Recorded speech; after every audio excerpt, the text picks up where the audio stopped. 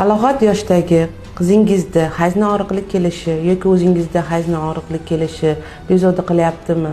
Sizga xavotirga solmoqdami? Bu qanday kasallik, davolasa bo'ladimi? Shu haqida bugun gaplashib o'tamiz. Hayzni og'riqli kelishi meditsinada algodisminariya yoki disminariya deb ataladi. Bu birlamchi va ikkilamchi bo'ladi. Ko'proq birlamchi algodisminariya qizlarimizda uchraydi. Bunda qanday hollarda uchraydi? Qonda prostaglandin gormonlarining ko'payib ketishi, to'planib qolishi natijasida kuchli og'riqlik kelishi yokida anatomik bachadon anatomik joylashuvi, shoxdor bachadon yoki uni retrofleksiya joylashishi qayilib qolgan bachadon bo'lganda ham hayzni og'riqli kelishi mumkin.